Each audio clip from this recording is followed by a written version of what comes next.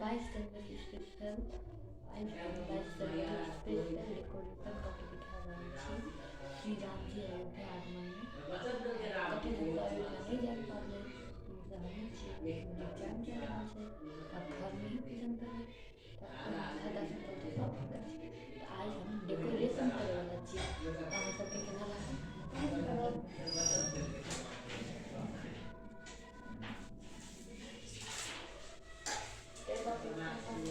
पूरा अच्छा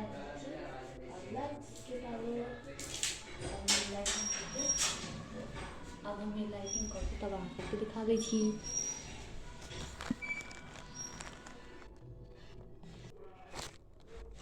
तो अब हम लाइटिंग के शुरू करे छी।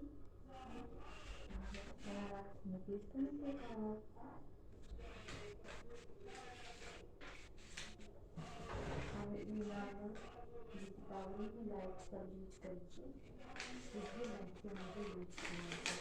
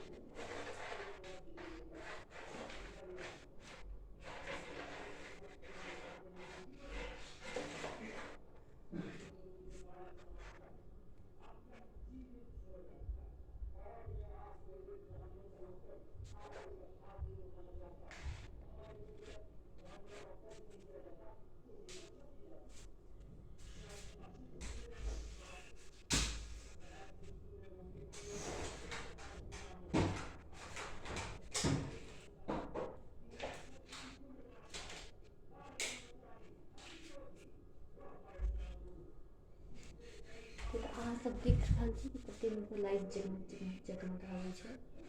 प्रभु श्री राम जी गणपति बप्पा की देवी देवता के विराजमान करल तब सबसे पहले हम अक्षत लाके हम सबके आसन बनेबै।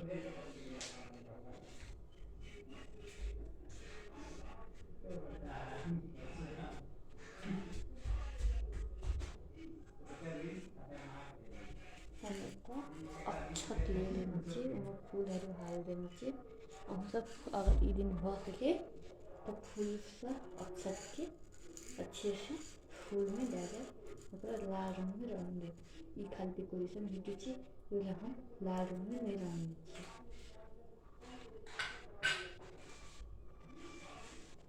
सबसे पहले श्री राम जी के आसन बनेंगे तब गणपति बप्पा तब माँ लक्ष्मी और फिर माँ सरस्वती जी के आसन।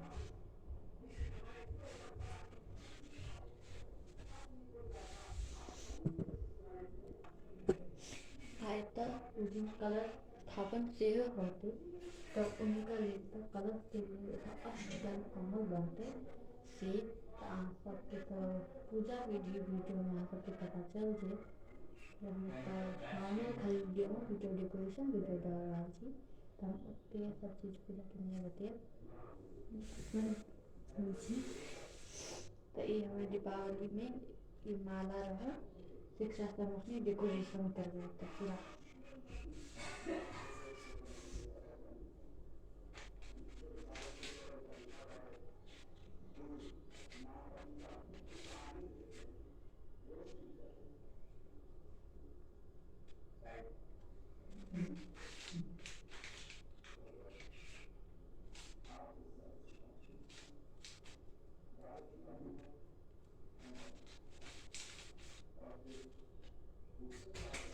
माला के ऊपर में लगा के दो नीचे और श्री राम जी की तस्वीर है। हमारी श्री राम जी की तस्वीर, जिनका पास प्रतिमा थी से प्रतिमा लगी थी, जिनका पास तस्वीर से तस्वीर लगी थी। हमारे पास राम दरबार की तस्वीर से ये लगी है।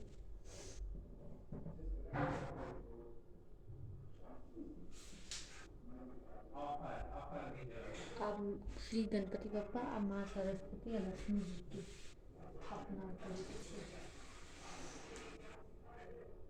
सबसे पहले हम श्री गणपति बप्पा जी की स्थापना करें।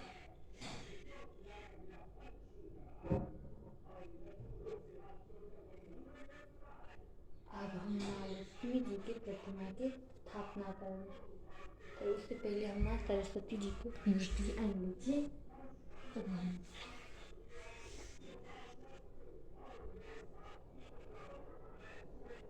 माँ सरस्वती जी की प्रतिमा आएगी। माँ लक्ष्मी जी की स्थापना की गई।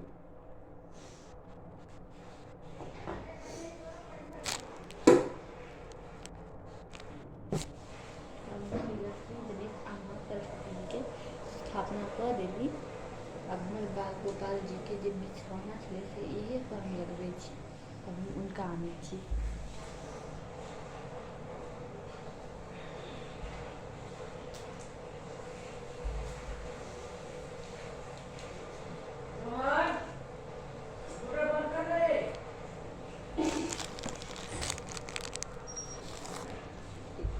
माखन चोर बाबू छे, हमारे बाल गोपाल जी के जे से श्रृंगार भ रहल छै।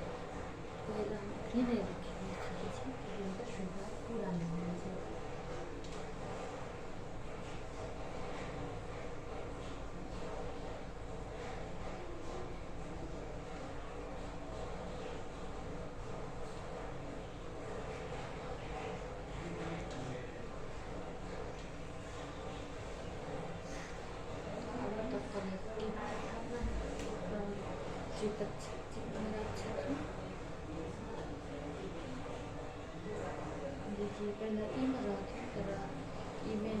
कलश स्थापना करने मकर संक्रांति के दिन, तिल संक्रांति के दिन, तो हम कच्छप देव जी के कछुआ देव छथिन पूरा प्लास्टिक के में डाल देना चाहिए।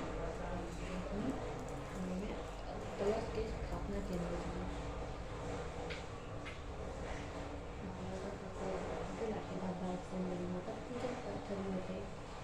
कलश के भी स्थापना है। कलश के भी स्थापना है फिर उनका प्रसादी